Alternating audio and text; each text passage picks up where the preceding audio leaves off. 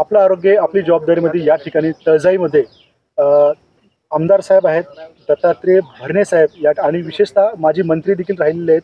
सामाजिक क्षेत्रात आणि राजकीय क्षेत्रात प्रचंड मोठं काम आहे।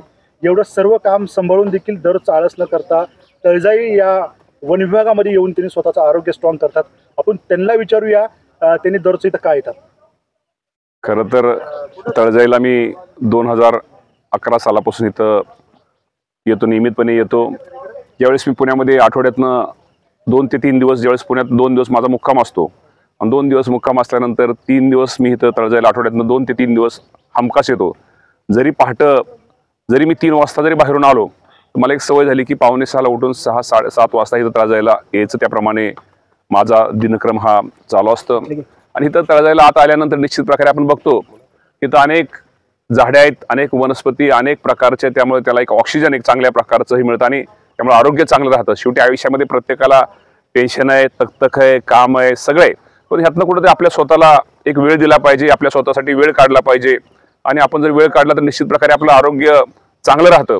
त्यामुळे निश्चित प्रकारे माझ्यासारखा कार्यकर्ता जरी आज आमदार म्हणून काम करत होतो, मी मंत्री असताना सुद्धा या तळजाईला इथं पुण्यात असताना की पहाटे उठून सुद्धा इथं मी सकाळी मंत्री असलो तरी तळजाई मी कधीच माझ्या ह्यातनं सोडली नाही। शेवटी आपलं आरोग्य हे आपण शेवटी आपण आहे तर सगळे, एक मन आहे, आपण टिकलो तर सगळं बाकीचं होणार आहे। त्यामुळे आपण आपल्या आरोग्याची काळजी आपण स्वतःच घेतली पाहिजे, आपणच आपल्या आरोग्याची काळजी केली पाहिजे। त्यामुळे तळजाईला माझ्यासारखा एक कार्यकर्ता 2011 पासून कंटिन्यू इथं आठवड्यातनं 2 ते 3 दिवस येत असतो। सर, आपण आमदार आहेत, मंत्री राहिले आहेत, तरी आज आपल्या भारतातले बरेच नागरिक आळस करतात व्यायामाला येण्यासाठी। तुम्ही तर प्रचंड बिजी असून देखील व्यायाम करत होतात, पण जे भारतातले लोक नागरिक व्यायाम करत नाहीत, अशाला आपला सल्ला काय?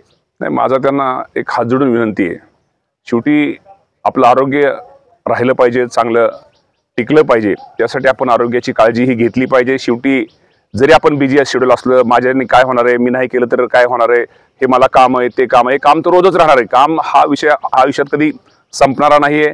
आणि त्यांना पण मला सांगायचं की टेन्शन तकतक की सगळ्याच आहे। ह्या जगात कुणी सुखी कुणीच नाही, राजकीय असू द्या, सामाजिक असू द्या, कुणी प्रत्येक क्षेत्रातल्या माणसाला प्रत्येकाला टेन्शन तकतक आहे। परंतु ह्यातनं आल्यानंतर एक कुठेतरी टेन्शन तकतक एक मनाला एक शांती मिळते। ह्यातनं आपण सगळं जे काय आहे ते सगळं विसरून जाऊन आपण व्यायाम करतो आणि त्याचा एक आपण ताजेतवाने होतो आणि त्याचा फायदा हा निश्चित प्रकारे आपल्या सर्वांना होतो। मला त्यांना सगळ्यांनी विनंती करायची, मित्र हो, बंधू भगिनींनो, चांगला व्यायाम करा, रोज सकाळी थोडं चालल्यानंतर एक चांगल्या प्रकारचं आरोग्य राहतं।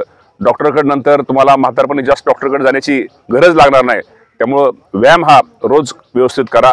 शेवटी मी जरी आमदार आहे, मला पण खूप काम असतं, जरी काम असलं मला असलं तर मी काम पहिलं व्यायाम करतो आणि नंतर काम करतो। त्यामुळे आपण सगळ्यांनी त्याप्रमाणे व्यायाम, थोडं चालणं हे व्यवस्थित करावं, या प्रकारे करावं आणि मी आपल्याला या प्रकारे विनंती करतो। धन्यवाद। खरंच सर, आपलं खरंच आदर्श घ्यायसारखं आहे। भारतातील सर्व नागरिक आदरणीय आमदार साहेबांचा आदर्श, माजी मंत्री देखील राहिलेले आहेत, एवढं प्रचंड बिझी शेड्यूल असताना देखील त्याने व्यायाम करतात।